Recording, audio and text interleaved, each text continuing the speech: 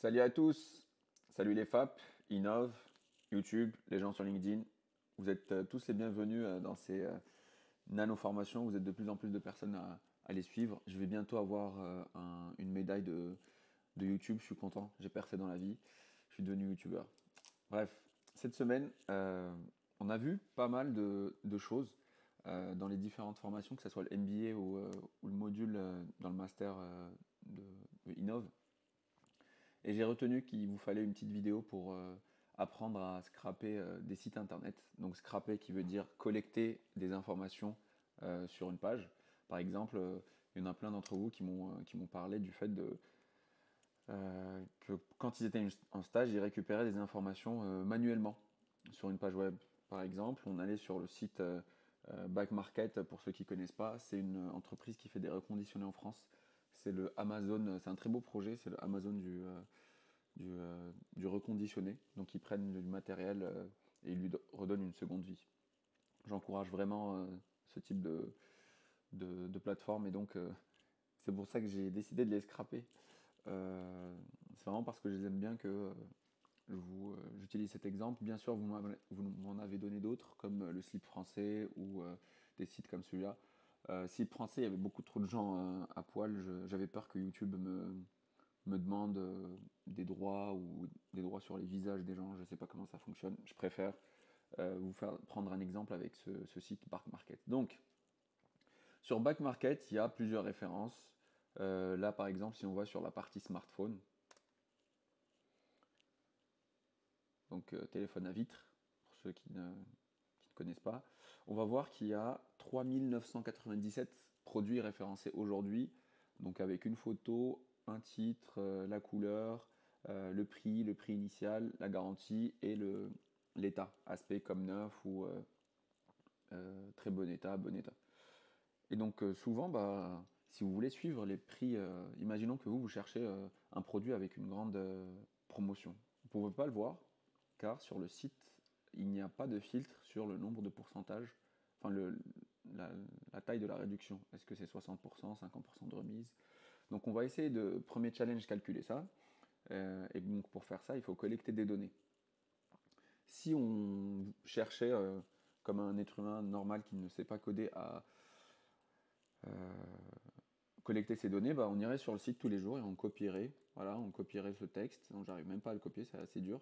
Je copierais ce texte, ils l'ont rendu difficile. Je copierais ce texte, je le collerai sur un fichier Excel et j'essaierai de le suivre. Si vous prenez juste 10 secondes par copier-coller, fois 4000 produits, ça vous prendrait 40 000 secondes. Et 40 000 secondes, ça fait à peu près 11 jours, en 11 heures.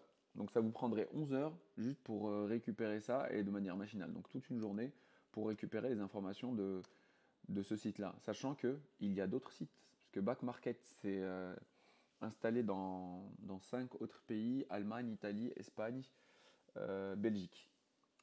Et donc bah, voilà, pour récupérer des données sur les téléphones pour tous les sites, il vous faudrait pratiquement 2 jours de travail, sachant qu'il faut être efficace, il faut pouvoir copier et coller ces données toutes les 10 secondes.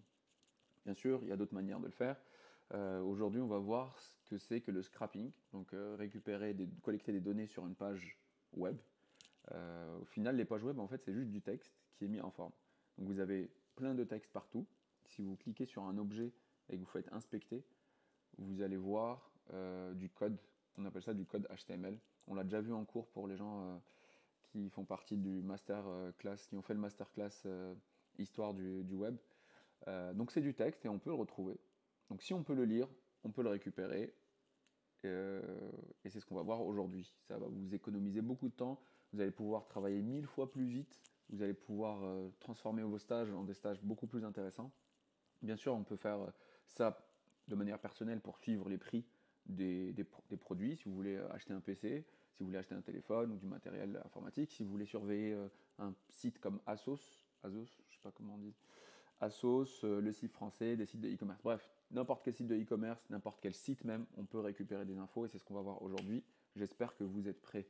N'oubliez pas de prendre des pauses à chaque fois pour ne pas vous sentir perdu, de revenir en arrière, de bloquer, enfin si vous bloquez sur un concept, arrêtez-vous, allez le chercher sur internet, lisez, documentez-vous dessus.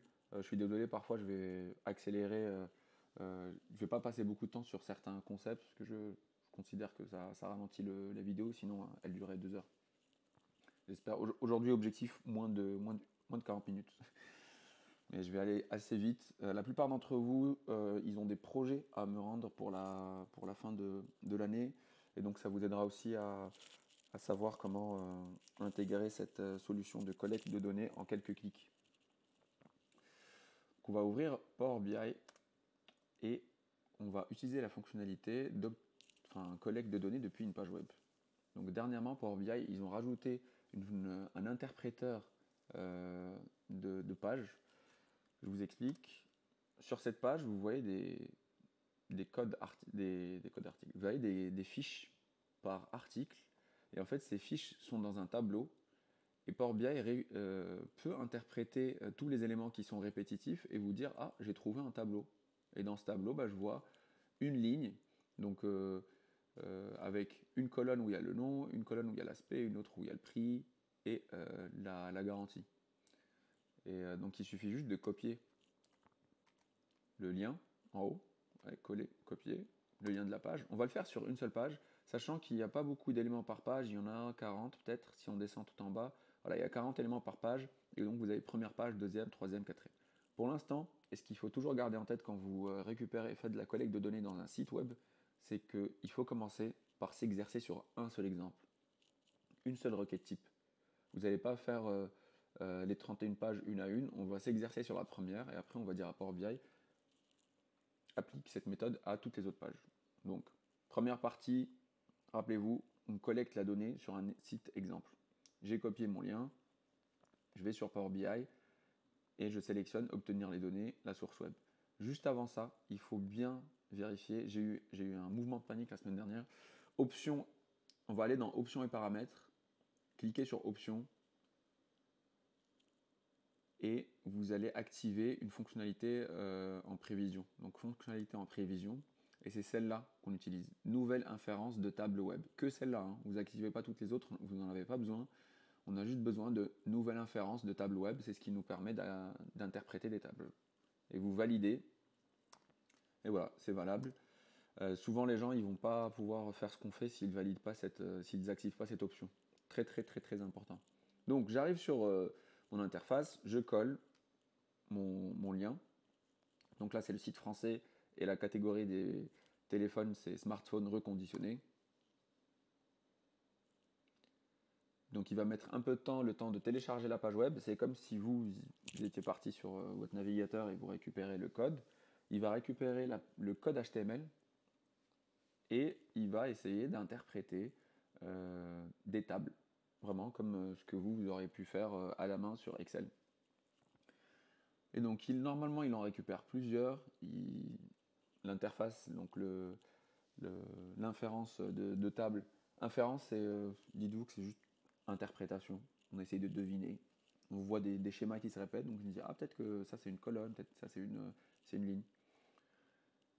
Donc il va deviner plusieurs tables. Bien sûr, on ne va pas tous les prendre, on va prendre juste la première qui, par expérience, c'est celle qui contient tous les éléments et qui est la plus propre. Ça peut mettre un peu de temps. Je ne suis pas connecté en fil chez moi, je suis juste en Wi-Fi.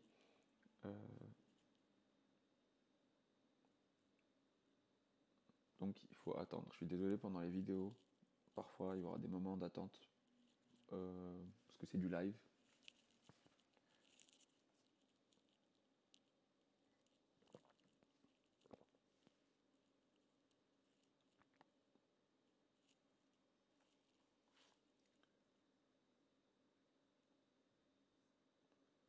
Entre temps, je vais vous expliquer ce qu'on va faire ici.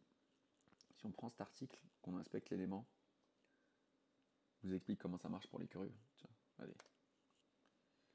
Donc, si vous survolez le code HTML, donc c'est juste des balises, en gros on dit attention, image, et après on ferme la balise ici. Donc ce bloc-là, Dedans, il y a la photo, donc vous pouvez récupérer la photo si vous voulez. Il y a le titre, il y a le code, bref. Et donc Power BI, ce que fait l'inférence de table, c'est qu'elle va chercher à récupérer ce bloc en entier. Donc cette ligne-là, ici, si vous survolez le produit, et c'est pas le bon peut-être, hein. Ah non, c'est le dernier. On va remonter sur le premier de la page. Inspecter. Voilà. Donc, est-ce qu'on peut dézoomer?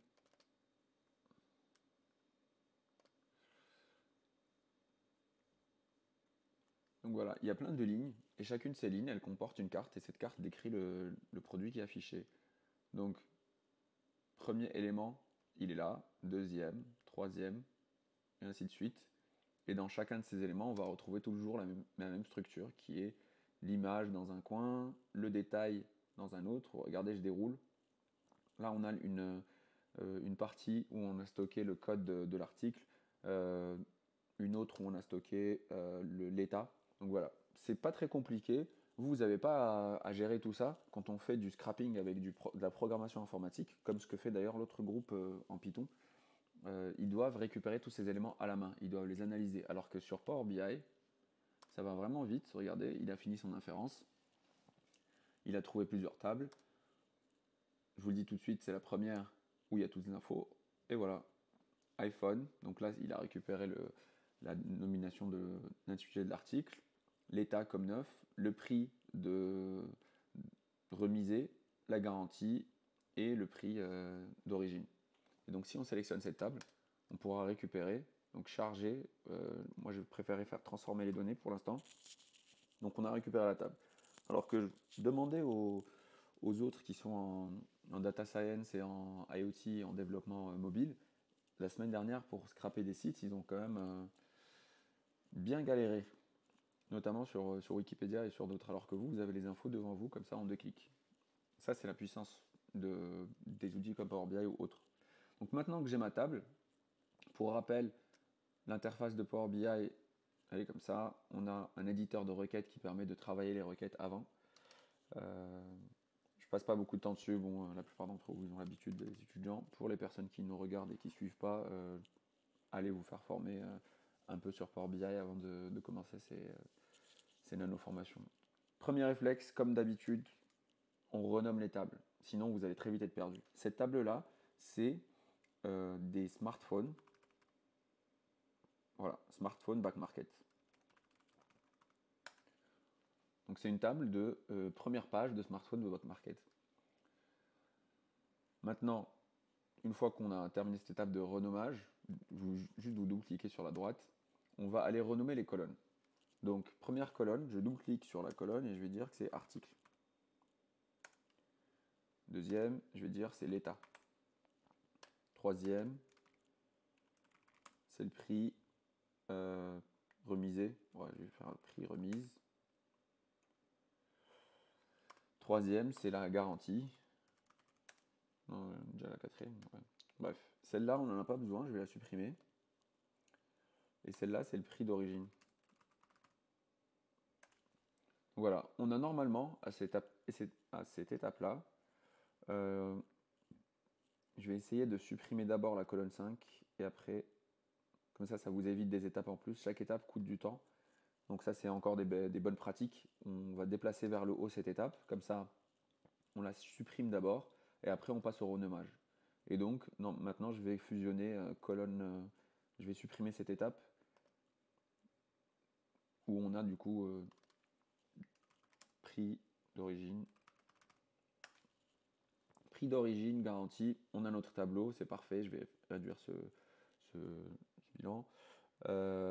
En ce qui concerne les mois, la garantie, donc là, je vais passer un peu de temps pour vous rappeler toutes les fonctionnalités qu'on a vues la semaine pour traiter une table de données, la nettoyer avant de la charger dans votre modèle. Pour la partie garantie, ce que je veux, c'est d'enlever garantie espace point, espace de points, et d'enlever les mois. Pourquoi? Parce que dites-vous que on a plusieurs sites. On a barkmarketit.it en Italie, barkmarket.de en Allemagne, Et donc, si on entraîne juste sur une seule requête à s'imaginer ce qui va se passer dans les autres sites, bah en fait, vous allez pouvoir faire des économies de traitement de données et vous allez pouvoir appliquer la même fonction, donc ces mêmes étapes qu'on est en train de faire à tous les autres sites. Donc, très important. Parfois, on peut être tenté pour faire rapide, de venir ici, transformer et de remplacer, donc cliquer dans le bloc de transformation. Vous avez remplacé les valeurs et donc on peut être tenté de dire remplacer les valeurs, garantie espace de points par le vide. Non, en fait ça marche pas très bien parce que derrière on va avoir d'autres sites avec des langues différentes. Ce que je vous propose, c'est de extraire, aller sur colonne de texte, extraire, et on va extraire après le délimiteur. Et donc on va extraire tout ce qui est après les 2 points. Voilà. Donc on obtient les 6 mois. Et maintenant, ce que je veux faire, c'est c'est de supprimer les espaces. Voilà. Donc on va formater, supprimer les espaces, donc sur les bords. Vous avez vu? Comme on avait 2 points ici, on avait 2 points espace 6 mois. Moi, j'ai choisi de rester juste sur extraction après les 2 points. Peut-être qu'on aurait des sites avec pas des espaces, mais des caractères invisibles. Donc, je prends mes précautions, je split aux 2 points et je supprime les espaces sur les bords. C'est une étape qui s'appelle supprimer les espaces. C'est pour traitement de données. Et après, je vais dire extraire avant le délimiteur. Et le délimiteur, c'est, bon, cette fois, je suis obligé, c'est de faire 6. C'est le délimiteur espace. Donc, je vais juste taper un espace. Voilà, et donc j'ai ma garantie en nombre de mois, 6, 12, 24. Et je vais juste pas oublier de la transformer en nombre. Donc voilà, je fais plein d'étapes. Bien sûr, dans votre projet, vous allez apprendre à optimiser les requêtes, parce qu'on va apprendre à les monitorer, donc à les surveiller et regarder leur performance. Et pour les gens qui sont juste là pour s'entraîner, qui ont des petits exemples de fichiers, c'est pas grave si vous faites plein d'étapes qui sont pas optimisées. Voilà. Donc, on a extrait la garantie. Le prix, j'ai l'impression que c'est bon. Parfois, on n'a pas de prix d'origine. Voilà, donc c'est pas grave. Maintenant, voilà, la partie la plus intéressante, c'est la partie article. Si on charge le modèle comme celui-là, on va juste avoir, on va pas pouvoir filtrer par couleur, on va pas pouvoir filtrer par modèle, donc le modèle iPhone 7, iPhone 8, on va pas pouvoir filtrer par capacité de stockage. Donc ce que je vous propose, c'est d'utiliser la fonction de transformation, ici, transformer les colonnes et fractionner les colonnes. Donc on va les fractionner, on voit visuellement que on a 2 grosses séparations par des tirets. Donc on a un premier bloc, tirer la couleur, tirer est-ce que le téléphone est débloqué ou pas. Et c'est la même chose sur tous les autres sites. Donc si on peut profiter de cette étape pour fractionner par délimiteur, et on va dire à chaque fois qu'il y a l'occurrence du délimiteur, Power BI est assez cool pour ça, il détecte les délimiteurs. Donc il a une liste de caractères qui sont considérés par délimiteur, et dès qu'il en trouve un qui se répète tout le temps, il va vous proposer de fractionner par tiret. J'ai rien tapé, hein, c'est la machine qui a deviné. Et comme il en a vu plusieurs, il va vous dire à chaque occurrence du délimiteur. Ce qui fait qu'on aura 3 colonnes. Je clique sur OK. Voilà, première colonne, article, deuxième, grille sidérale, troisième, bloqué. Petit détail, moi ce que j'aime bien faire souvent, c'est de garder la nomenclature de l'article de base d'origine. Ça peut m'éviter après de les combiner. Bien sûr, ça prend de l'espace. Mais du coup, je vais refaire cette étape. Je vais revenir en arrière. Je vais supprimer celle-là et celle-là. Je vais prendre la colonne article et je vais la dupliquer. Donc on va dans Ajouter colonne et on clique sur Dupliquer la colonne.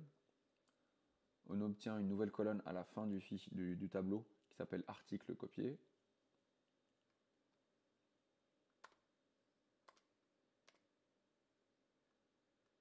Donc à la fin, on a article copié. Et c'est sur cette colonne-là que je vais commencer à faire des séparations. Donc isoler isoler iPhone 8, le modèle, isoler la capacité de stockage, la mémoire, la couleur et débloquer, on s'en fout. Donc pour faire ça, maintenant que j'ai copié ma colonne et j'ai pas touché à ma colonne de base qui est article, je veux le garder comme référence. Je sélectionne article copié. Attention, je reviens sur l'onglet transformer. hein. Sinon vous avez rajouté d'autres colonnes. Transformer, texte colonne, fractionner et fractionner par délimiteur. Là encore, il a deviné que c'était un tiré et à chaque occurrence du délimiteur. On obtient 3 colonnes. Et donc ces 3 colonnes, je vais les renommer. Ici, on aura encore un traitement à faire et je vais vous montrer une fonction qui est très cool, qui marche une fois sur deux, mais ça marche bien. Donc débloquer, personnellement, je m'en fous parce que je sais que tous leurs téléphones sont débloqués. Donc je vais supprimer. Ici, je renomme et je dis c'est la couleur. Ici, c'est l'article et la mémoire. Et donc, pour extraire la mémoire et l'article, je pourrais faire extraction avant le délimiteur, extraire les 5 derniers caractères, extraction avant le délimiteur, extraire à partir du passage du chiffre à lettre. Mais bon, très compliqué. Donc, ce que je vous propose, c'est de faire confiance un peu à la machine et d'ajouter une colonne par exemple. Ça, c'est vraiment le feu. Donc on va ajouter une colonne à partir d'exemples. Cet exemple, ça va être pas à partir de plusieurs colonnes, ça va être juste à partir de la colonne sélectionnée. Donc c'est très important dessus. On va lui dire inspire-toi de la colonne article copié. Hein. Je la renomme pas pour l'instant. Et ce que je veux, c'est que tu me sortes le stockage ou la mémoire. Voilà. Donc au départ, je vais taper 64 Go. Il aura deviné ce que je cherche. Okay, donc ce qu'il a fait, c'est qu'il a fractionné la colonne à travers un délimiteur, et en gros les délimiteurs c'est un espace. C'est bien jusqu'au moment où on se rend compte que en fait cette fonction elle n'est pas valable pour l'iPhone 8 plus 64 Go parce que il a fractionné à partir du deuxième délimiteur. Donc ce qu'on va faire, c'est qu'on va écraser cette valeur, on va lui apprendre. C'est une forme d'intelligence artificielle si vous voulez, très, très basique. C'est de l'apprentissage machine. Il va juste essayer de deviner, non, en vrai c'est pas ça, mais c'est un bon début pour vous en tout cas pour voir quelle est la puissance d'être assisté par des machines. Donc je vais double-cliquer sur cette ligne-là en particulier et je vais lui dire attention, ici c'est 64 Go. Et donc il a changé la formule, mais il m'a tout écrasé. Donc il faut lui donner. Ah, j'ai mal tapé moi-même. Donc c'est 64 Go. Voilà. Donc là, il a compris que c'était 64 Go partout, ce qui est faux. Donc on va revenir un moment et on va faire 128 gigaoctets. Et là, il a trouvé une formule qui est valable pour la plupart d'entre eux, qui est valable pour tout le monde. Donc soit vous lui faites confiance et vous dites ok, la formule elle est bonne, il a inversé la chaîne de caractères, et après il a essayé de trouver le premier espace après, donc le premier espace après le deuxième espace, c'est celui-là, et il a décidé de faire une division à partir de ce moment-là. Je vous l'ai déjà expliqué en cours. Peut-être que je peux faire un schéma pour les personnes qui n'ont pas assisté au cours. Alors, allez, c'est parti, un schéma. Il est où mon menu? Voilà. Donc, nouveau brouillon. Ce qui se passe quand on a des cas comme celui-là, si vous avez iPhone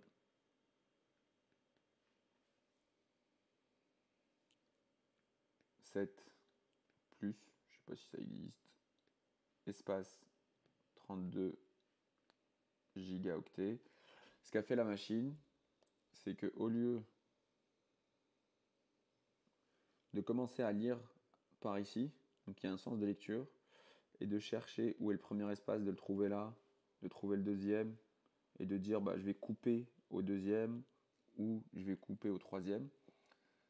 Ce que l'algorithme a détecté, c'est que c'était beaucoup plus intelligent pour notre cas de commencer à lire par ici, et on va lire le premier espace, on va l'oublier et on va aller lire le deuxième et on va couper au deuxième espace en partant par la fin de notre programme. Bien sûr, il peut y avoir des dangers puisque je vous le dis tout de suite, pour ceux qui doivent me rendre des exercices pour la fin du semestre, c'est que ici, faites gaffe, parfois on a dual SIM, surtout pour les téléphones des marques Samsung et autres, ils rajoutent le dual SIM. Et du coup, ce qui se passe, c'est qu'on coupe à cet endroit, parce que c'est le deuxième espace en partant de la fin. Donc faites bien gaffe à ça. Il y a des techniques. Moi, ce que j'ai dit, c'est que après, on va faire un split par rapport à Géo. Donc dès qu'il va lire Géo, qui est gigaoctet, il va supprimer tout ça. D'accord? Et après, ce qu'il va faire, c'est qu'il va nettoyer les espaces. Imaginons qu'on avait des espaces ici. Il va les nettoyer, ce qui fait qu'on va se retrouver juste avec cette chaîne de caractères. Et une fois qu'il a obtenu ça, il va couper au dernier espace et on aura stockage ici et le reste, ça sera l'article ou le modèle si vous voulez. Et voilà, c'est la manière intelligente que j'ai trouvée. Si jamais on a des phrases comme celle-là, genre 32 Go, color matte ou des versions spéciales, dual SIM, tout ça, il va détecter gigaoctet ou gigabyte aussi pour le site espagnol et gigabyte comme ça pour l'Italie. Donc France c'est GO, GB et GB minuscule. Vous dites simplement à partir de là on coupe et après on récupère ce qui est avant l'espace. Voilà. J'espère que ça vous a aidé pour les travaux. Moi, pour cette session, je ne vais pas essayer de faire un fichier parfait. C'est juste pour montrer aussi aux autres personnes qui n'étaient pas là comment ça fonctionne. Donc, on a le stockage et on a la couleur. Maintenant, il nous reste juste à extraire l'article. Et en fait, pour extraire l'article, on aurait pu faire la même chose. Colonne à partir d'exemple. Je vais annuler. Donc, j'ai fait la même erreur que celle que je vous dis de ne pas faire. Colonne à partir d'exemple et juste la colonne sélectionnée. Et là, on va l'appeler modèle. Et c'est assez fou, parce que pour le modèle, la dernière fois, il nous a sorti une formule tellement parfaite. iPhone 7, iPhone 8, iPhone 8. Donc il a deviné qu'après, on saute le premier espace. Donc il y a un délimiteur espace, on saute le premier et on coupe à partir du deuxième espace, donc ici, par exemple. Sauf que on voit que pour les plus, ça marche pas. Donc on vient sur le plus et on écrase et on lui rajoute de l'info. Et donc là, il va deviner une autre formule qui est texte avant le délimiteur 64, ce qui est faux. On écrase un peu plus, on le redirige, on l'aide. Là, il a créé une formule, je ne veux même pas la lire. Ce que je veux, c'est juste lui donner de plus en plus d'exemples. S8, ça marche. X, ça marche. 7. J'ai l'impression que ça marche partout. iPhone XR. Voilà la magie de Power BI, c'est de pouvoir juste donner des exemples et il va vous extraire l'info. Si vous êtes sur le site, le slip français la semaine dernière, il a fait l'algorithme a réussi à deviner la différence entre slip et box de 4 slips. Il a réussi à détecter le slip dans les deux cas et il a oublié le box ou le quattro ou duo de box. Je pourrais faire un TD, une session là-dessus si vous voulez. Donc maintenant qu'on a le modèle, on valide et donc on a récupéré notre modèle et notre stockage. Bien sûr, si votre nomination article est trop lourde, je ne vous conseille pas de faire ça parce que vous allez avoir potentiellement des erreurs. On a nos modèles, je supprime cette feuille et je vais m'arrêter là. La colonne de base, je vais la supprimer. J'aurais pu aussi, donc c'est Alexandre qui a proposé ça la semaine dernière, très très très intelligent, c'est de remplacer espace gigaoctet par gigaoctet. Donc on aurait juste obtenu 64 Go et après de faire un split au premier espace en partant de la fin. Je pense que c'est intelligent et que ça mérite quand même qu'on le fasse. Donc voilà une technique pour les gens qui travaillent sur des nomenclatures de produits, même en entreprise. Vous allez recevoir des bases de données, mais inimaginables. Elles ont été remplies pendant 20 ans avec des standards différents. Chacun a écrit avec des majuscules, sans majuscules, des espaces, des tirets. Ça peut vraiment vous faire économiser beaucoup de temps. J'ai déjà vu des gens passer une semaine à nettoyer des catalogues, par exemple, alors que là, en un tour de passe-passe, c'est fait, sans coder. Important, sans coder. Donc je vais supprimer les dernières étapes. Je pense que cette session va durer beaucoup plus que 40 minutes, mais c'est pas grave, on est là pour apprendre. Donc je supprime toutes mes dernières étapes, je vous ai montré une technique. Maintenant je reviens au moment où on a extrait la couleur et je vais rester sur j'ai renommé couleur. Donc je vais utiliser la technique d'Alexandre, très très intelligente. qui était de dire on remplace espace géo par géo tout simplement. Comme ça, on va faire une concaténation entre 64 et le O. Il faut bien faire gaffe à taper espace géo, parce que si vous tapez juste espace G, ça va remplacer un espace galaxie par galac, par exemple. Galaxie. Donc c'est une technique, bien sûr, c'est itératif. C'est empirique même. Ouais, c'est ça, c'est empirique. On teste, on regarde, on essaie d'extraire de l'information. Donc je vais remplacer espace géo par géo. Imaginons que vous voulez juste récupérer les infos sur les sites français. Sur le site français, on n'utilise que du G majuscule O pour dire gigaoctet. Et sur les autres sites, c'est GB majuscule gigabytes. Et maintenant qu'on a ça, on va transformer la colonne. C'est pas ajouter aux nouvelles, hein, c'est bien transformer. Colonne de texte fractionnée par délimiteur. Attention, c'est pas extraire, hein, on fractionne la colonne en deux par délimiteur.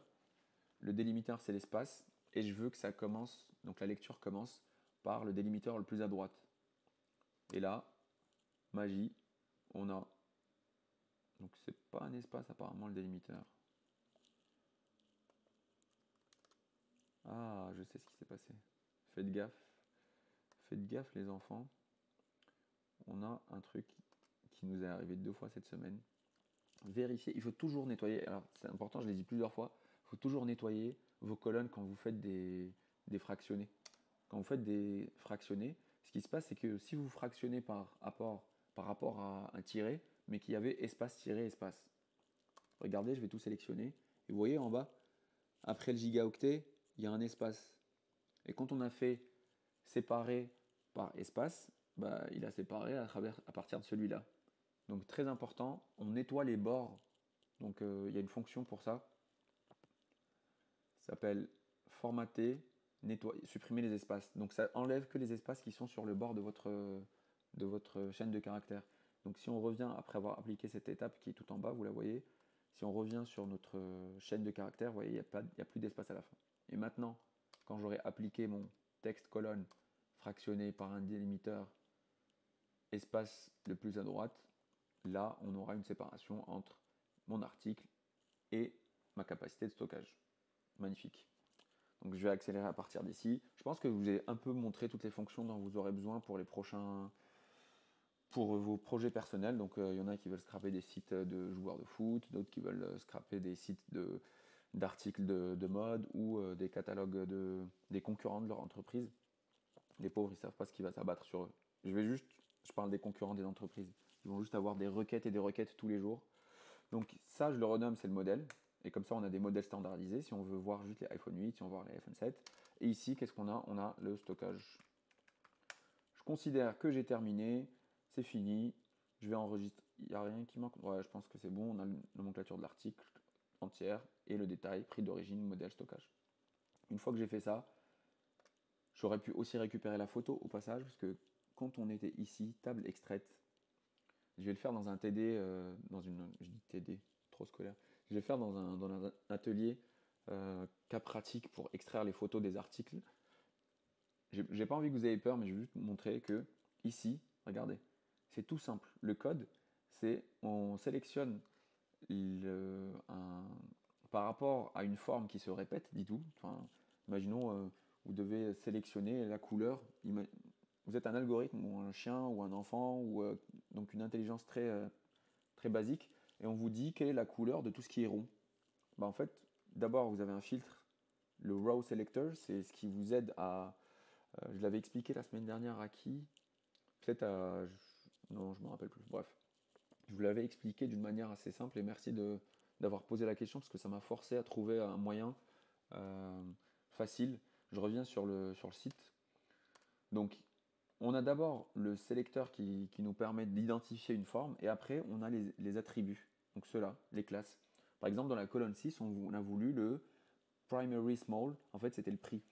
Dans la colonne 4, on a voulu récupérer l'attribut garantie de cette ligne. Et en gros tout ce que ça fait c'est aller sur le site ici et sur le code, ça essaye de détecter la classe par exemple. Ici c'est product info. Et donc il a récupéré sur tout ce qui se répète dans ce bloc. Donc vous le voyez là, à partir de ce bloc-là, donc c'est des fonctions, non pas des fonctions, c'est du texte qui est indenté, donc chacun comprend un autre. Et donc là on a le gros groupe, et à chaque fois qu'il va détecter product title ou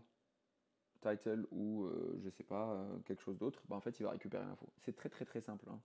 Donc quelque part si je lui avais rajouté, je ne veux pas le faire tout de suite parce que souvent il faut être très précis.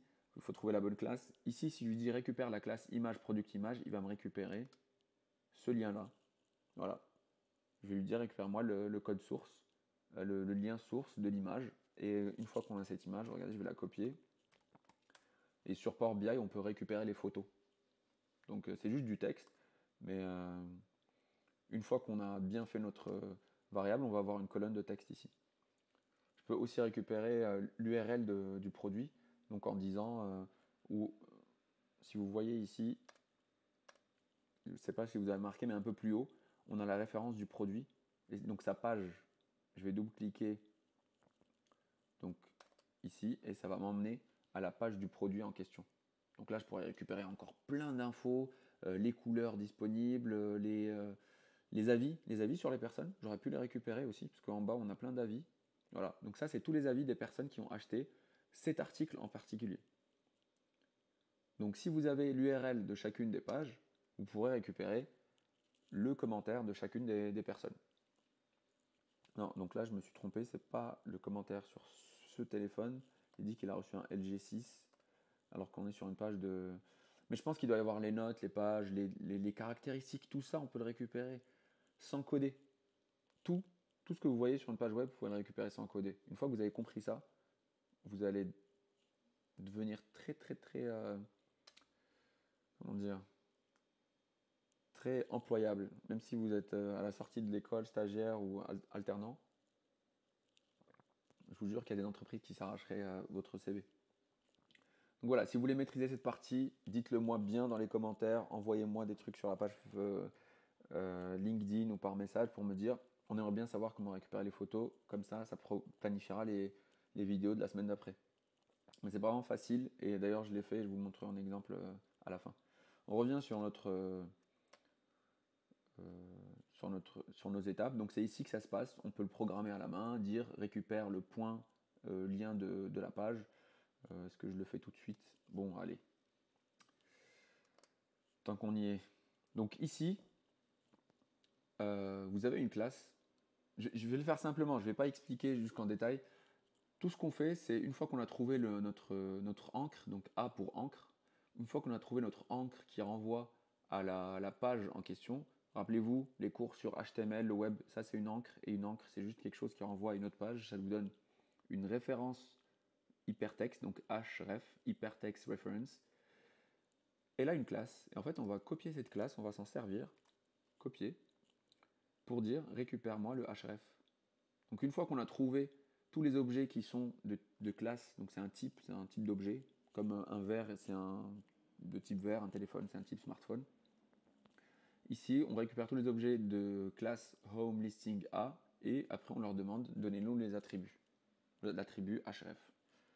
Donc je vais le copier, juste pour montrer à quel point c'est facile. La colonne 5 de mémoire, c'est une colonne dont on s'en foutait, c'était voir plus. Donc ici, au lieu de overlay étoile, je vais mettre un peu d'espace. Au lieu de overlay étoile, je vais, pour ceux qui n'ont pas vu, j'ai juste déplié, réduit le volet de requête. Donc au lieu de voir plus, ce que je veux, c'est récupérer le Home Listing A. Entrée. Et donc là, normalement, dans la colonne 5, on devrait avoir le bloc. Donc je n'ai pas dit le texte, on devrait avoir juste ce bloc-là. On devrait avoir tout ce bloc.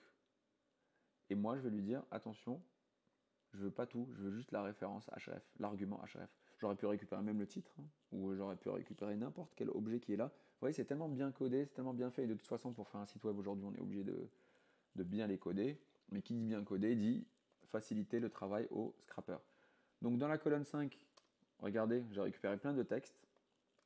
Naturellement, j'ai récupéré du texte. Mais si je rajoute un tout petit truc, il va me récupérer l'argument en question.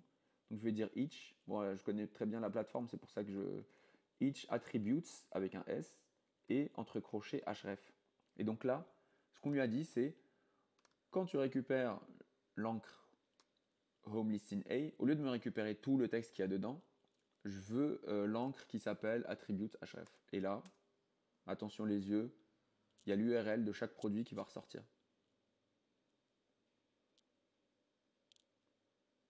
Je sais pas pourquoi je me lance des défis comme ça, peut-être que ça va pas marcher. Ah si, bien sûr. Donc voilà, on a l'URL du produit. Il suffirait juste de rajouter www.backmarket.fr et là, on a le site en entier. Voilà, on a les URL et une fois qu'on a terminé toutes ces étapes-là, qu'est-ce qu'on fait? On crée une nouvelle table et à travers ces URL, on va récupérer les liens et comme ça, tout est automatisé. Et vous pouvez du coup maintenant scraper des milliers, des millions de sites. Franchement, je dis millions, mais c'est pas une exagération. C'est une fois qu'on a fait l'opération 1000 fois, qu'est-ce qui nous empêche de créer un tableau qui le fait 1000 fois de plus? C'est ce qu'on va voir tout de suite. Donc colonne 5, je ne vais pas la supprimer. Je vais la garder juste pour vous montrer comment ça se passe. Je vais coller devant la colonne 5, par exemple, barkmarket.fr. Allez, transformer. Texte de colonne, format, ajouter un préfixe. Donc préfixe c'est avant le texte, suffixe c'est après. Donc j'ajoute un préfixe et le préfixe c'est tout simplement le site d'origine que j'ai demandé. Donc https www.backmarket.fr. Backmarket. Je vais pas me tromper. Est-ce que le site c'est bien ça? Ouais, je pense. On a passé tellement de temps sur ce site cette semaine, une journée entière, juste à récupérer des infos de ce site. Mais après, une fois que vous avez réussi à récupérer des infos de ce site, juste pour tester, je copie, copier. Et si je colle ce lien, j'atterris sur la page, c'est génial. Donc maintenant, vous avez le lien de chaque page et vous pourrez récupérer les infos de chaque page. Pour Julien, si tu récupères la vidéo, vu que tu ne fais pas partie de ce cours-là, entraîne-toi bien parce que c'est une compétence qui est demandée partout dans les entreprises. Donc colonne 5, on a le lien de chaque produit. Donc pour l'instant, j'ai récupéré, je pense, 31 produits, mais je vais vous montrer comment récupérer le produit de chacune des pages, et ça, c'est magique. Donc je vais dans Source, Tableau, non, je vais juste renommer cette colonne, maintenant que j'ai renommé tout le monde, celle-là, c'est URL, produit ou article, voilà. Insérer, ça va renommer l'étape, elle est là, parfait. Je check juste que tout est... Alors, on a eu une erreur à un moment. Préfixe ajouté, ah mais oui. URL, produit. Je fais du bricolage directement sur là on écrit les fonctions. Normalement, ça devrait marcher jusqu'au bout. Bon, voilà, j'ai ma table. Je vais la charger. Donc j'ai fait un petit check, toujours, petit check visuel comment on appelle ça? Des unités, non, des types de données. Donc là, c'est type texte, monnaie. Bon, parfait. Je vais cliquer sur fermer, appliquer. On va récupérer juste la table de la première page. Alors, je ferme ça. N'hésitez pas à prendre du temps pour comprendre comment fonctionne Internet, en général, le web. Donc pour ceux qui ont la chance d'avoir 2 jours sur l'histoire du web et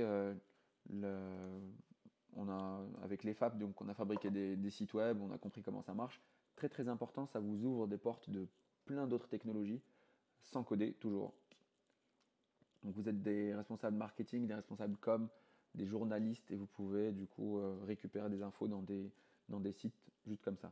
Première page, on a donc juste sur la page smartphone reconditionné, on a à peu près 4000 produits. Pour récupérer les produits de chaque page, en fait, il faut aller d'une page à une autre. Et là, de manière programmatique, quand vous cliquez sur 2, faites attention à ce qui va se passer en haut, là. Donc backmarket smartphone html. Si je clique sur la page 2, ça va rajouter un argument and page est égal à 2. Si je clique ici et que je modifie et que je dis page 5, en fait, ça va m'envoyer à la page 5. Voilà.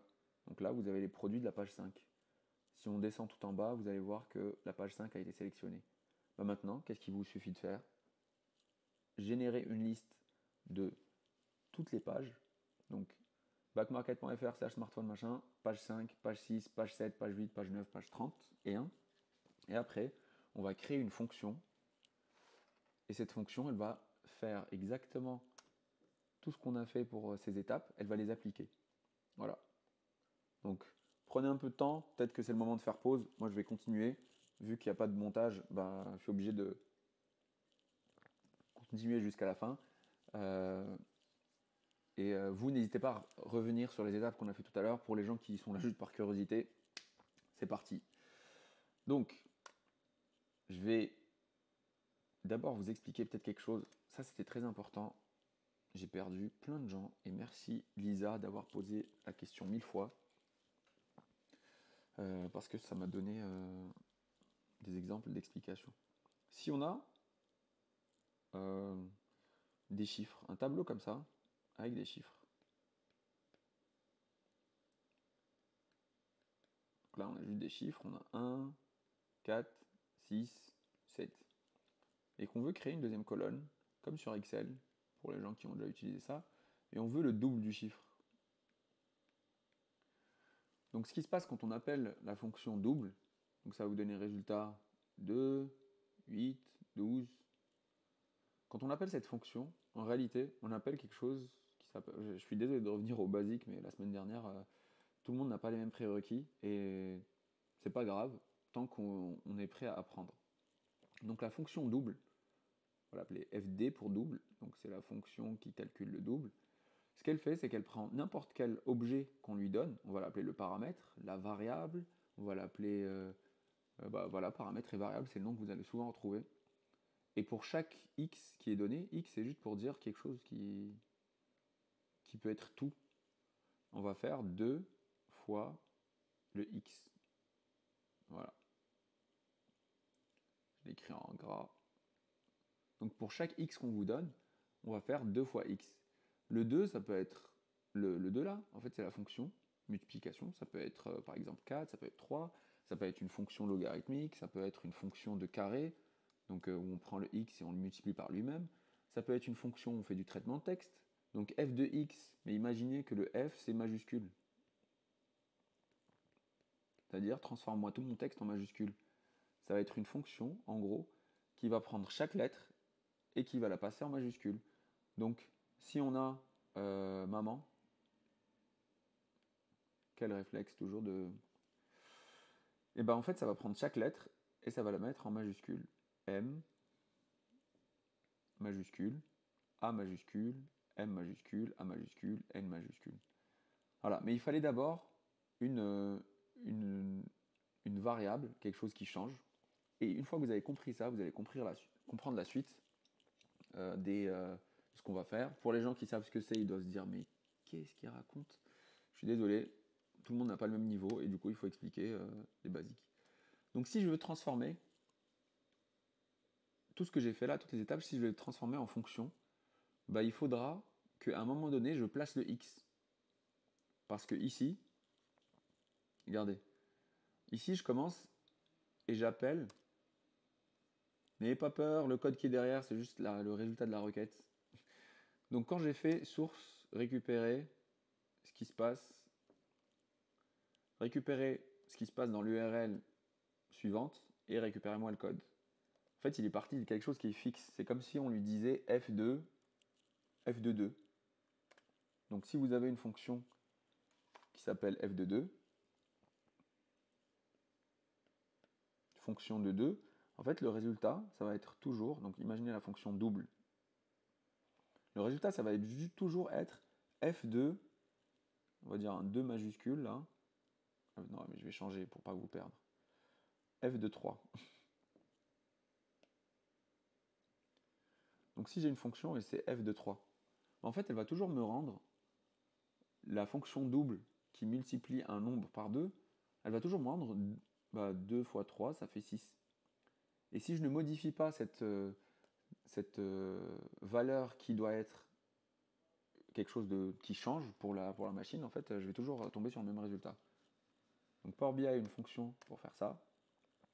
On va copier ce URL, page, machin, copier. On va d'abord créer un paramètre, une variable. Donc vous allez dans Accueil, gérer les paramètres, nouveau paramètre, et on va l'appeler var pour dire que c'est une variable, URL. C'est une variable d'URL. Son type, il est de type texte, et sa valeur pour l'instant, c'est ça. Voilà. C'est juste qu'on la remplace, on stocke notre valeur du site qu'on veut scraper, sur lequel on veut collecter des données, pardon, on va l'appeler var URL. Donc c'est juste du texte, c'est stocké dans la mémoire du PC quelque part. Et une fois qu'on a fait ça, si on revient dans source et qu'on lui dit au fait la source, c'est pas du texte, c'est un paramètre. Vous voyez? Maintenant que j'ai rajouté un paramètre, il dit est-ce que tu voudrais le remplacer par des paramètres? Il dit bah c'est une variable d'URL. Je fais OK. Là, il n'y a rien qui a changé. Je suis désolé de reprendre les fondamentaux, mais cette vidéo, peut-être qu'elle servira à d'autres personnes pour créer d'autres fonctions de traitement. Donc, source, maintenant, c'est plus quelque chose qui est fixe, constant, ça devient quelque chose qui change. Donc, si je viens sur mon site là et que je remplace par un autre site, toujours qui a le même format que celui-là, donc si je le remplace par smartphone reconditionné page 5 par exemple, bah, il récupérera les infos de la page 5. Donc j'ai juste copié, page 5. Ici, normalement, on devrait voir ce qui se passe dans la page 5. Bon, croyez-moi, ça marche. Et une fois qu'on a fait ça, bah, avec Power BI, on peut lui dire les étapes qu'on a créées là, est-ce que tu veux bien tous les compiler et les mettre dans une fonction, une sorte de f de quelque chose. Donc créer une fonction, et il faut lui donner un petit nom. On va l'appeler collecter données, voilà, data sur smartphone back market. Je sais, elle est très très longue, mais c'est parce qu'on va potentiellement utiliser plein de fonctions. Donc collect data smartphone back market. Je vais enlever le P et le M, comme ça on sait à quel moment on change de mot. Je mets jamais d'espace parce que en fait là souvent vous pouvez avoir des erreurs parce que les espaces c'est des caractères qu'on ne voit pas, mais ça peut être d'autres caractères. Il n'y a pas que l'espace. Il y a des caractères invisibles que vous ne pouvez pas voir. Donc collect data smartphone back market, c'est pour dire cette fonction en particulier, elle récupère, elle peut traiter les pages de type smartphone. Parce qu'on a d'autres pages sur back market, ça peut être des pages de type PC ou des pages de type casque audio. Donc collect data back market smartphone, ok. Et maintenant en fait ça va créer un package en haut. Ça va garder notre requête sur laquelle on a appliqué plein de fonctions. Ça va garder la variable qu'on a créée ici qui lui sert d'exemple. Et ça a créé un petit f de x, vous voyez? F pour la fonction, x pour dire que ça change. Et bien dans ce f de x, si vous déposez une variable ici et que vous appelez la fonction, ça va vous générer une nouvelle table. Exemple, allez c'est parti, on va prendre la page, non il n'y en a pas de page 100, on va prendre la page 25. Juste besoin de copier, je reviens ici, je la colle, et je peux l'appeler, et en fait ça va générer une nouvelle requête. Voilà, ça a récupéré les données de la page 25. Si je reviens sur ma fonction et que je dis page 26, appeler, maintenant c'est les données de la page 26. Et voilà comment vous avez automatisé la récupération des données dans chaque page. Bien sûr, on ne va pas faire ça à la main. Hein, c'est débile, maintenant qu'on est arrivé jusque là, autant aller jusqu'au bout et foncer.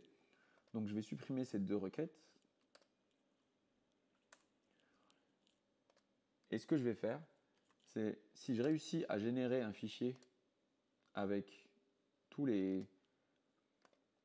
ces liens, autant de liens que de pages, je pourrais les récupérer tous d'un coup. Donc si je récupère juste, voilà, une petite table avec les chiffres de 1 à 30, et après je rajoute page back market reconditionnée, bah, je pourrais lui dire à Power Query ici, est-ce que tu veux bien appliquer cette fonction qui s'appelle du coup collect data smartphone à tous ces URL? On peut le faire de manière programmatique. Si vous n'avez rien compris à ce que je viens de dire, juste regardez, ça va fonctionner. Donc il y a deux techniques pour le faire. Et du coup, la semaine dernière, Morgan a proposé les trois et c'était très intelligent de sa part. C'est ça le réflexe que vous devez avoir, c'est quelles sont toutes les possibilités et après je prends la meilleure. Elle a proposé de rentrer les données manuellement. Donc ici, on rentre les données et on tape du coup site URL. On tape site 1, site 2. Donc là, on a page 25, on peut taper à la main, page 1, après page 2, après page 3, et du coup, ça nous génère une liste de tableaux. Là, il y a quand même une meilleure technique.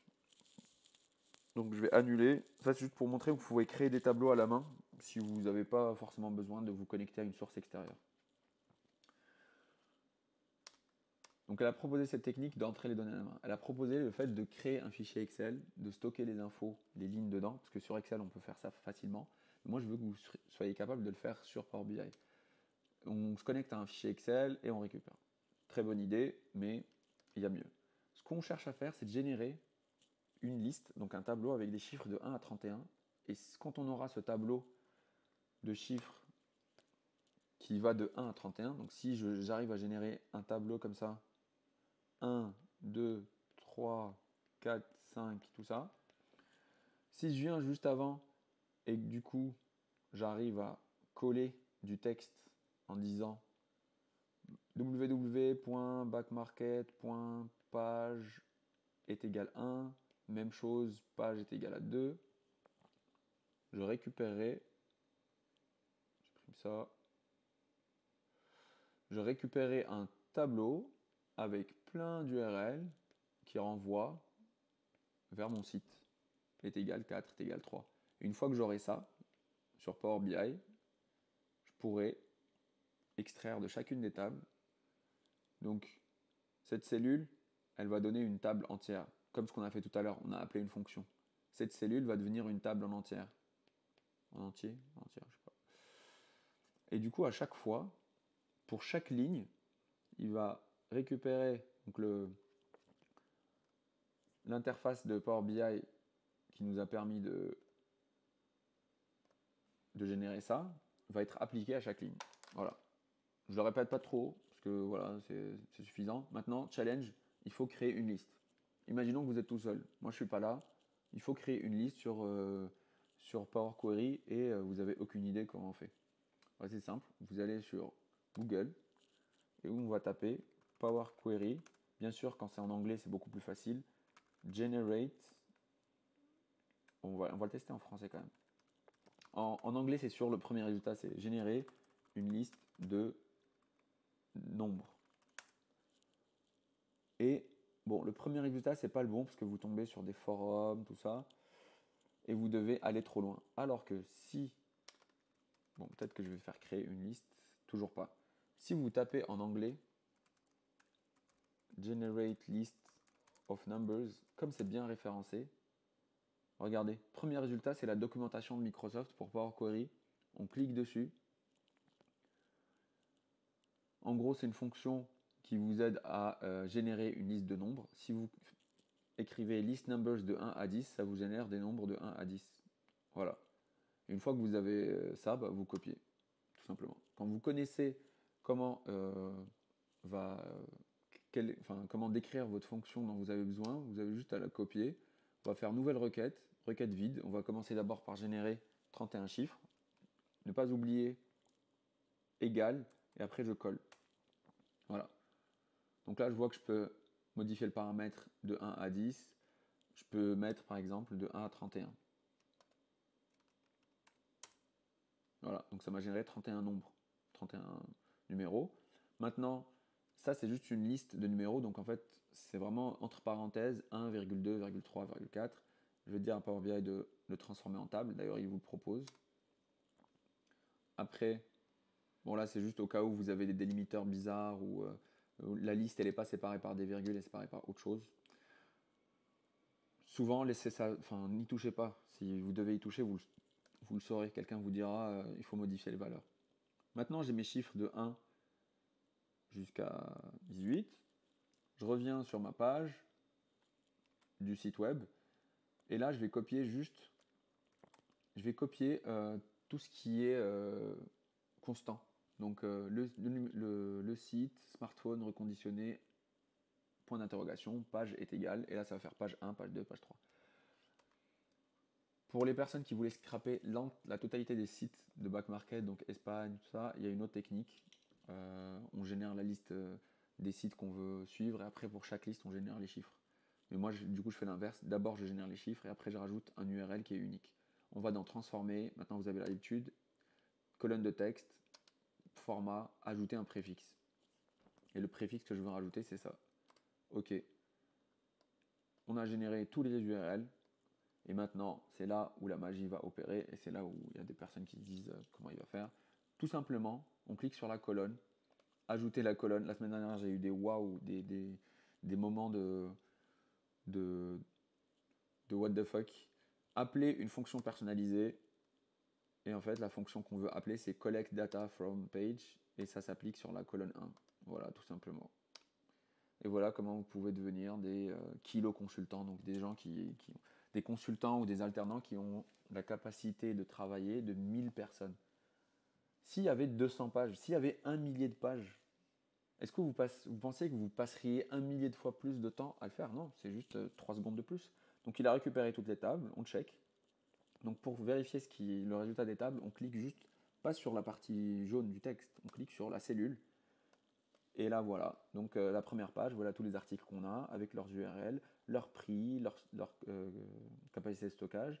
Deuxième, on a des iPhones. Si on descend un peu, on va retrouver des Samsung et d'autres, donc des Samsung, des Galaxy. Un peu plus, on va retrouver des Huawei, je pense. Voilà, on a des Xperia. Voilà, donc toutes ces infos sont là. Maintenant, je reviens. Je supprime les autres colonnes, je veux garder que celle-là. Et je déploie les tables. Et là, il va juste compiler tous les résultats dans chacune de ces lignes-là. Bon, je vous déconseille de le faire pour 31 pages quand vous commencez à vous entraîner. Faites-le pour 3 ou 4. Vérifiez que ça passe bien, qu'il n'y a pas d'erreur. Je déploie les colonnes et maintenant je veux récupérer toutes les colonnes. Je décoche utiliser le nom d'origine parce que sinon ça va répéter à chaque fois pour le nom de colonne le nom d'origine. Donc décochez-le, c'est utile pour ce cas-là, pas pour tous. Ok, et là j'obtiens toutes mes colonnes. Les états, on les a bien récupérés, il n'y en a que 5. Les prix, ils sont là.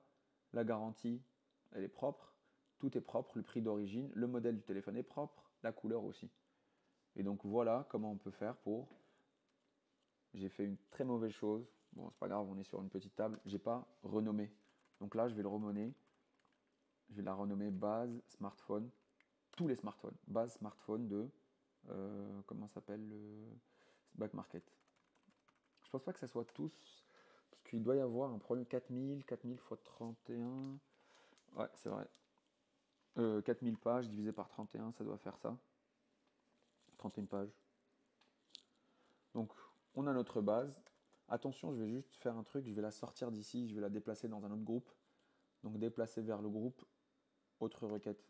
En gros, je veux que ce groupe-là de requêtes qui a été créé pour la fonction reste tout seul et que toutes les fonctions sur lesquelles je vais travailler restent là. Donc, si vous avez par exemple une requête pour la base smartphone, une requête pour la base téléphone, enfin PC, avec d'autres fonctions qui collectent les données des PC, là, je vais charger, appliquer. Et bien sûr, vous verrez, ça va durer 3 secondes. Si on a une bonne connexion Internet, ça va vraiment super vite. Et un PC 16 Go i5, ça devrait le faire.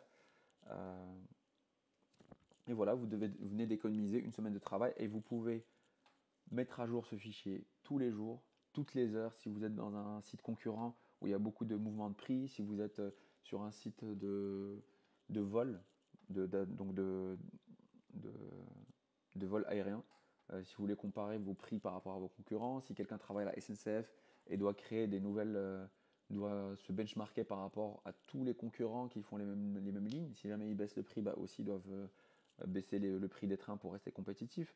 Si vous êtes sur un site de concurrent de pièces détachées et vous vendez tous à peu près les mêmes pièces détachées de voitures ou de, je sais pas, n'importe quoi, vous pouvez créer des trucs, des petits programmes comme ça, faire des dashboards et voilà, vous avez tout automatisé, plus besoin de de se réveiller tous les matins super tôt pour venir au boulot, passer sa journée à collecter des données, vous avez plus de temps pour les analyser. Donc voilà, j'ai fait 1 heure pour la démonstration, ça va très très lentement. Je vais laisser le fichier, je sais de quoi il est capable, je vais le laisser récupérer toutes les lignes. Je vais vous montrer du coup ce qu'on peut faire avec ce type de dashboard.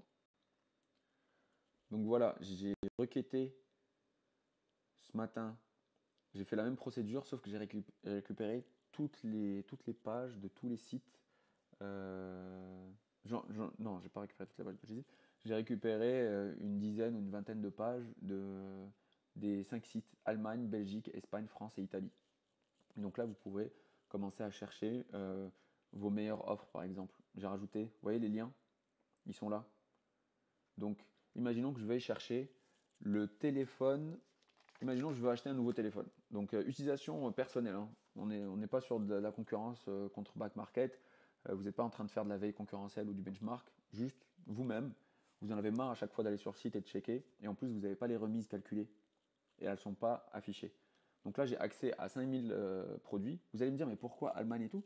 Bah, c'est simple, si vous achetez un produit sur Back Market Italie, vous le recevez en France, il n'y a pas de problème. S'il est moins cher en Italie qu'en France, vous allez le recevoir. C'est le même prix de livraison, je pense. Je ne suis pas sûr de cette partie-là.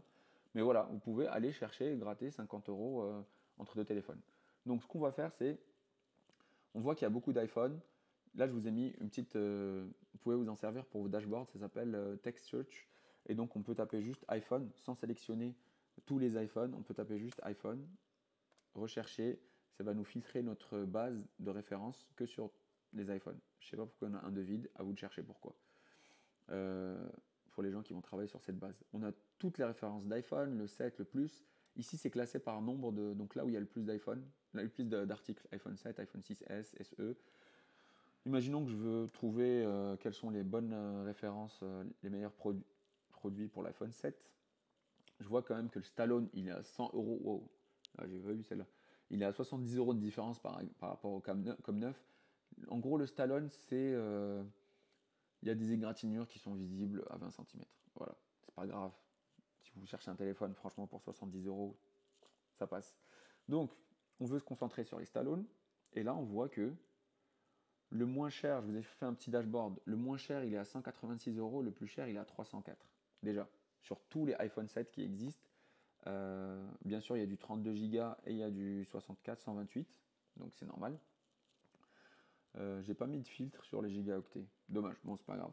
Imaginons qu'on cherche juste sur les 32 Go. Je vois que la moyenne des prix c'est 251. Bon, je peux descendre en dessous de 251 je pense. Les remises, elles vont de 13% jusqu'à 64%. La moyenne des remises elle est de 49.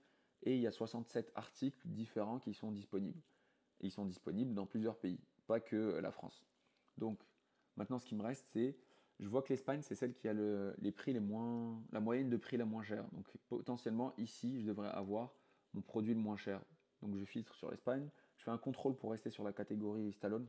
Parce que en gros, quand vous filtrez sur un objet, ça vous filtre les autres. Donc je clique sur Stallone, contrôle, je clique sur Espagne. Du coup, j'ai gardé les filtres sur toute ma base. Et maintenant, on voit que il y a un iPhone 7, 32 gigaoctets, prix actuel 186, prix de base. Ah, c'est chiant ça. Prix de base. euh, Prix initial. Attendez, mais j'ai pas un petit truc là à faire. Ouais, voilà. Donc prix de base 400, bon 500 euros, 186, ça fait 63%. Garantie 24 mois. C'est inimaginable. Et du coup, on voit très bien que il vient d'Espagne. Maintenant, on a juste à cliquer dessus, comme ça, hop, et ça nous sort la page du produit. On vérifie. iPhone 7, 32 Go, 186 euros. Parfait. Voilà, le plus cher. On fait une économie de 70 euros. Et là, vous n'avez pas eu à passer trop de temps sur le site. Vous pouvez trouver vos bons trucs.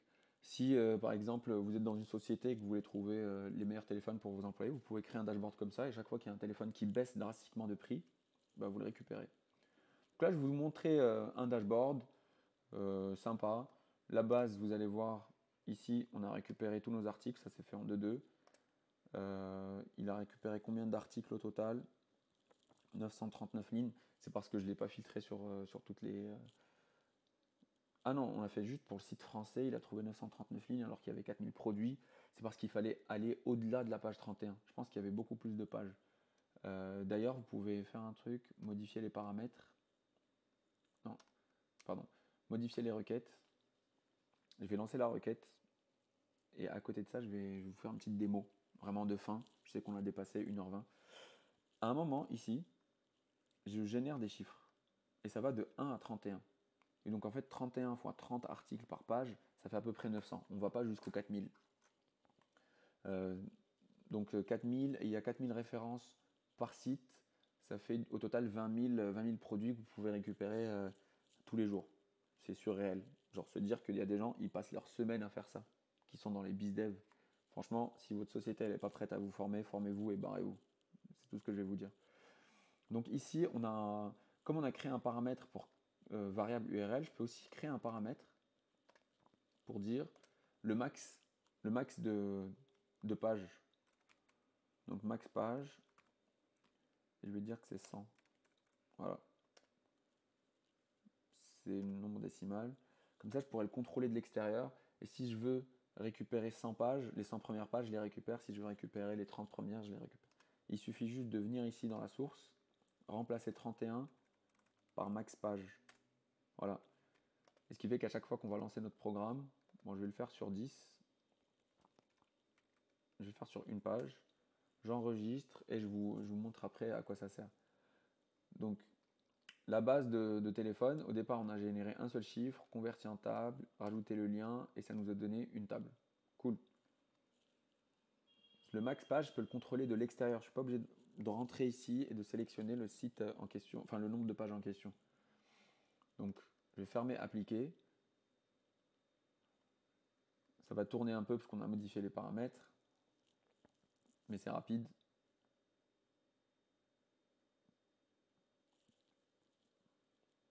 Mon paramètre est accessible depuis l'interface Power BI.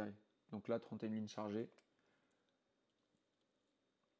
Si je viens ici et je fais modifier les paramètres, je pourrais simplement modifier le max de pages et par exemple mettre 100 et actualiser. Et du coup, ça ira chercher 30 pages ou sinon les 10 premières. Voilà. Je vais vérifier quand même que après la page 31, on a la page 40 par exemple. Est-ce qu'elle existe? Donc oui, ah non, rien dans la boîte. Et pourtant, sur la première page, vous dites qu'il y a 4000 produits. Ah, les couleurs peut-être. 4000 produits trouvés. Peut-être que vous ne pouvez pas afficher plus de 31 pages sur le site Back Market. Et donc, ça voudrait dire qu'il faudrait juste filtrer, récupérer tous les produits comme neufs, tous les produits en bon état, tous les produits... Ah, mais là, on a... Ouais. Donc, il faudrait générer autant d'URL que de état, ou autant d'URL que... Il faut que ça reste plus petit que 1000 ou 900, en gros. Si vous générez une URL comme celle-là, regardez, tout à l'heure on a fait A1 de page est égal à 62 jusqu'à 30. Si on crée des filtres par rapport à la capacité de stockage, vous voyez, storage est égal à 64 gigaoctets. Si vous générez des liens pour ça, et qu'après chaque lien on fait page est égal à 1, page est égal à 2, 3, vous pourrez récupérer tous vos articles.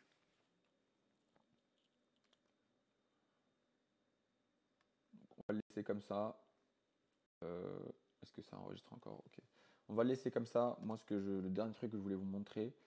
Donc là, on a fait, pour ceux qui rigolent, téléphone à vide, c'est juste une blague par rapport à un délire. Donc, on a fait un onglet pour les téléphones à vitre. Et la semaine prochaine, si vous voulez, je vous invite à vous entraîner sur les PTQSP d'engin ou aussi ce qu'on appelle communément petite télévision qui se plie sur des machines à écrire, ordinateur portable. Donc ça, c'est la petite blague de Billy dans RTS suisse, les baluches. Donc Billy, il appelle ça les petites télévisions qui se plient sur des machines à écrire, il a bien raison. Donc la semaine prochaine, on fera les PTQSPSDMAE. Cette semaine, on a travaillé sur les téléphones à vitre. Dernière chose, je sais que ça fait 1h30 et que je parle beaucoup, non 1h10. Faire des outils comme ça, c'est bien, mais moi, ce que j'essaie de... Ça, c'est cool aussi, pouvoir faire Je saute d'un sujet à l'autre. Il y a un visuel qui vous permet de comparer par rapport au produit le plus cher, les autres produits, ça vous montre que les Stallone font 78% du prix d'un neuf. Euh, Très intéressant pour les analyses de catalogue, les analyses de segmentation de produits dans votre marché, le marché de vos concurrents. Si vous avez un site internet où vous vendez des téléphones, bah vous pouvez, si vous avez trouvé les mêmes catégories, si vous avez réussi à séparer les gigaoctets et les couleurs, vous pouvez comparer, et l'état des téléphones, vous pouvez le comparer à vos concurrents et dire peut-être qu'il faut que je revoie ma stratégie. Parce qu'en fait, je suis plus cher partout, c'est normal que je ne réussisse pas à vendre. Et les gens, ils vont suivre principalement le prix et le service, bien sûr. Back Market sont très très bons en service. C'est pour ça que tout le monde y va. Voilà. Fabriquer des dashboards, c'est cool. Extraire des données, c'est cool. Mais ce qui est encore plus cool, c'est de se doter de cette machine d'intelligence. Là, j'ai passé trop de temps à faire ce dashboard, à faire les visuels que vous voyez. Mais j'en ai pas besoin au final. Si je voulais savoir quel était l'article iPhone 7 32 gigaoctets le moins cher, bah, la puissance Power BI, c'est que j'aurais juste eu besoin de lui poser la question, tout simplement. Donc on va aller sur Power BI. J'ai chargé mon dashboard. Donc quand vous êtes sur le dashboard, vous pouvez aller dans Accueil et vous publiez. Donc vous avez fabriqué votre dashboard, vous le publiez, ça le renvoie dans votre cloud. On atterrit ici, on a des rapports, on regarde vite fait le rapport sur Back Market. Téléphone à vitre, l'onglet téléphone à vitre, c'est cool, ok, sympa. Mais moi, je vais aller plus loin. Je vais aller prendre une carte comme ça. Je vais aller l'épingler. Par exemple, on va voir la moyenne des prix sur tous les iPhone 7. On veut l'épingler dans un... Ça, c'est un rapport. Ce que j'ai fabriqué ici, c'était un rapport. Et depuis un rapport, vous pouvez récupérer des cartes et les mettre dans un dashboard. Donc là, c'est le benchmark de Back Market. Vous pouvez aussi modifier la vue téléphone. Ah, je ne vous ai pas parlé de la vue téléphone. Oh là là. Donc, incroyable. Donc, il y a deux vues téléphone. Bon, j'ai rajouté celle-là. Donc, j'ai pris cette carte et je la rajoute dans mon dashboard. Bien d'accord, c'est un dashboard. C'est pas un rapport. C'est un tableau de bord. Un tableau de bord ou un dashboard, c'est différent d'un rapport. Ce qui vous permet de récupérer les cartes de plusieurs endroits. Donc, je l'ai rajouté, j'ai modifié. À chaque fois que vous allez faire une vue web, Power BI va vous proposer de faire la vue téléphone. Donc ça, c'est ce que je verrai si jamais je suis sur mon PC. Et quelque part, je dois avoir la vue mobile. C'est ce que je verrai si jamais je suis sur mon mobile. Sachez que vous avez la même tout le temps. Pour les étudiants qui ont l'habitude, ils ont l'habitude. Quand vous êtes sur un rapport, bah voilà, une vue web, vous pouvez, quand vous êtes sur Power BI, modifier la vue. Dire attention, si jamais je suis affichage, non, ça doit être là. Donc, j'ai pas la vue téléphone. Ah, j'ai pas la vue téléphone. Affichage. Je le vois pas. Bon. Ah mais si, j'ai une surprise pour vous. Comme je l'ai sur mon téléphone, je pourrais vous montrer ce qui se passe sur mon téléphone. Mais normalement, on l'a. Bon, je vais recommencer. Je vais partir dans rapport. Rapport. Back Market. Vue téléphone. J'aurais ou... Non, elle y est pas. Bon, c'est pas grave parce que j'ai réussi à screener mon écran. Et donc, j'ai un petit programme qui vous permet de voir ce qui se passe sur mon téléphone. Et donc, je vous montre ce qui se passe sur mon téléphone. Vous êtes sur le site Back Market et vous dites « Ah, j'ai la flemme de chercher toutes ces infos.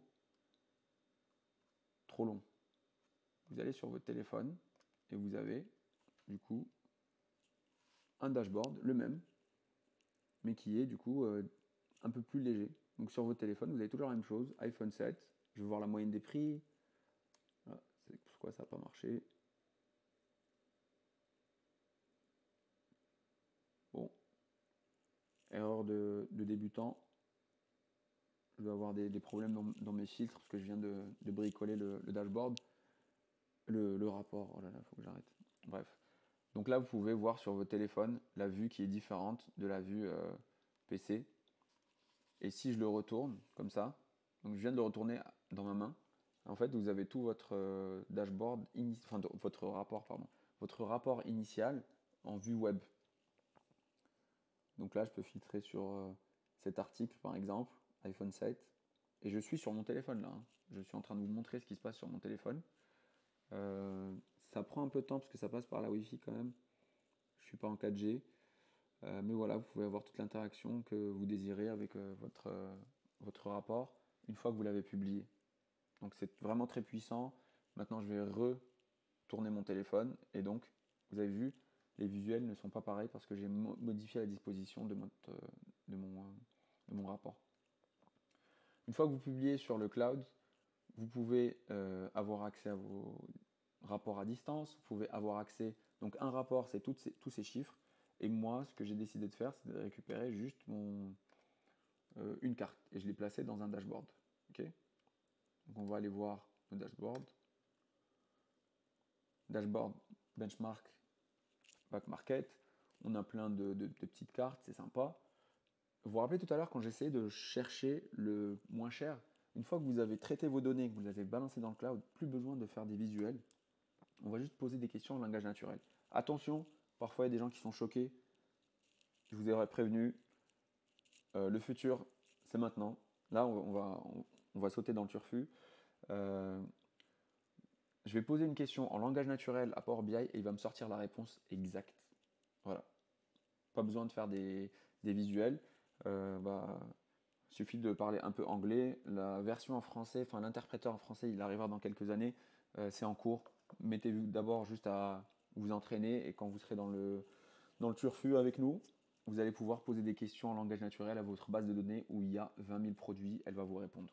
Donc comment ça se passe? Show me pour dire montre-moi. On cherche le moins cher. Donc show me minimum of prix. Déjà. L'article le moins cher que j'ai dans ma base, il est à 25 euros. Cool. Mais maintenant, moi ce que je veux, c'est pour l'iPhone 7. Ah, l'iPhone 7, le moins cher, c'est 186. Ouais, mais c'est lequel? Bah, il y en a plein des iPhone 7. Moi, je veux les iPhone 7 où le stockage, 32 Go. Toujours le même, 186 euros. Donc là, on est filtré sur les iPhone 7 de 32 Go. Et maintenant, je vais voir par état. J'ai créé plusieurs états. En fait, il y a les états de base et les états en français, parce qu'ils avaient tous des noms différents. Donc là, on voit que le moins cher, c'est bien le Stallone, 186 euros pour iPhone 7. Et c'est dans quel pays? Parce que là, en fait, moi j'ai standardisé mes états et je les ai traduits. Donc là, on n'a que les états en français. Si j'avais dit juste état comme ça, j'aurais eu les états dans toutes les langues. En fait, j'ai construit un dictionnaire et du coup, j'ai tous les téléphones dans tous les états. Et maintenant, il ne me reste plus qu'à dire by pays, parce qu'on veut savoir dans quel pays ça se passe comme ça. Et voilà, donc on a en France l'iPhone 7, le moins cher, on peut l'avoir, c'est le Stallone, qui est à, je passe par-dessus, 230 euros. Mais si vous commandez en Espagne, poup, 186 euros. C'est pas génial?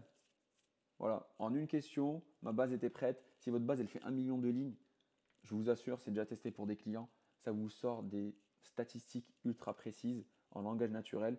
Vous avez la même sur vos téléphones en chatbot, vous lui posez des questions, il les envoie à un serveur, c'est traité dans le serveur et ça vous renvoie une carte. Là, c'est pas très lisible, je vais juste lui dire sort by, donc trier par état FR. Et donc là, j'ai quelque chose de lisible un peu plus lisible. Les êtres humains aiment bien lire les choses de manière verticale. Donc on a le bloc sur l'Allemagne, la Belgique, l'Espagne, la France, et on voit que l'Espagne, ça défonce tout. On peut acheter des téléphones pas chers là-bas et se faire livrer en France. Passer par market.es au lieu de market.fr. Maintenant j'ai un graphe, c'est sympa, mais ce que je veux lui dire c'est montre-le-moi comme une matrice, parce que moi je veux des chiffres. Vous voyez, en entreprise, il nous faut des chiffres, il faut les voir en même temps. Ça nous a rajouté des petits cadres. Je pourrais le colorier et dire ah tiens, 186 en Stallone, c'est bien. Je rajoute 3 euros et j'ai le même téléphone en état correct. Bon, ça reste négociable, ça reste cool. Donc pour le même téléphone, entre la France et l'Espagne, la Belgique, ouais, vous avez 50 euros de différence. Voilà. Donc il vaut mieux aller l'acheter sur backmarket.es.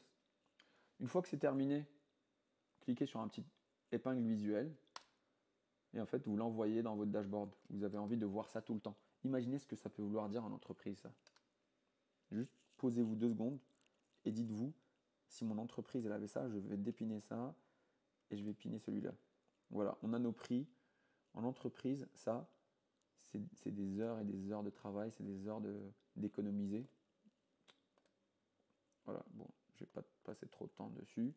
Donc ça, c'est ce que je verrai sur mon téléphone si jamais je vais sur le dashboard. Et vous avez aussi donc cette interface que je viens d'utiliser sur les questions. C'est un visuel, vous pouvez le coller et avoir accès à votre générateur de visuel, tout simplement. Voilà, donc on peut lui poser vraiment plein d'autres questions. On peut lui dire show me average price, prix du coup, of iPhone X by pays. Donc là, on voit que les iPhone X, 555 € en Belgique, 567. Ça, c'est l'average price. Ok. Donc, minimum prix of iPhone X for Belgique. C'est quoi le minimum que je vais avoir? 481 €. Et ben là, je vais lui dire, montre-moi l'URL. Donc, je vais lui dire, show me URL of minimum. Voilà. Donc, je lui dis, récupère-moi l'URL du téléphone iPhone X qui a le plus petit prix. On clique dessus, ça nous emmène sur iPhone X 64 Go à 481 € et c'est bien sur le site de la Belgique. Voilà. Je suis désolé s'il y en a qui sont un peu choqués, mais voilà comment aujourd'hui les gens sont censés travailler sans coder, juste avec. Vous avez vu, ça ne nous a même pas pris 2 heures. Au total, même si vous le faites chez vous, ça vous prendra 2 heures peut-être, et vous avez accès à ça. J'aurais pu aussi rajouter une base de données des photos et faire les photos. J'aurais pu rajouter, dire show me URL of minimum, donc maximum remise of le plus de remises sur le Galaxy, là où je peux gagner plus d'argent par exemple. Galaxy S8. Voilà, donc ça, vous avez le lien du Galaxy S8, on va dire, off stockage. Donc il comprend en fait tout ce qu'on lui dit, off stockage 32 Go, 64. Donc le S8 en 64 Go avec le plus de remises, c'est sur le site italien. On clique dessus. Et donc là, on a combien? Oh là là, ça passe de 809 € à 233 €. 71% de réduction. C'est pas fou ça? Bon, maintenant que vous avez cette technique, vous savez comment le faire. J'ai tout expliqué de bout en bout. Vous n'avez plus qu'à y aller. Hein. For France. Voilà, il nous renvoie sur le site français. Et le site français, l'économie, ouais, 242, c'est à peu près égal. Hein. Entre 233 et 242, vous économisez 10 €. Bah, peut-être que c'est la livraison. On peut aussi renvoyer sur la couleur. Hein. Si on a une couleur en préférence, on peut poser la question. Bref, je vous laisse imaginer tout ce qui est possible dans des entreprises révolues et comment on peut devenir un kilo consultant, un kilo alternant, un méga consultant, donc quelqu'un qui a la force de frappe de 1 million de personnes. Donc si vous fabriquez tous ces petits robots, bah, vous pouvez être aussi puissant qu'eux. N'hésitez pas à vous former, le contenu est gratuit, faites-le sur votre temps au travail et si vous ne pouvez pas, faites-le sur votre temps chez vous parce que c'est vraiment important. Et je vois les étudiants que je suis en train de former en ce moment, donc là je m'adresse aux personnes qui regardent mes vidéos à l'extérieur qui ne sont pas des étudiants. Ce sont des étudiants en marketing, en communication, en création de contenu. Ils n'ont jamais codé de leur vie et pourtant ils sont capables d'être 10 000 fois plus rapides que vous, 10 000 fois plus efficaces. Tous les jours ils créent des dashboards, donc ça leur a pris une journée. Et franchement, le jour où ils vont arriver dans le marché de l'emploi, il faudra avoir peur pour la plupart des entreprises parce qu'en fait, elles vont avoir une concurrence déloyale en face d'elles et ces profils-là, ils vont partir super vite aussi. Voilà, donc je vous dis merci, à la semaine prochaine. Merci pour ceux qui sont restés jusqu'au bout et n'hésitez pas à partager ça à vos collègues, qui font de la veille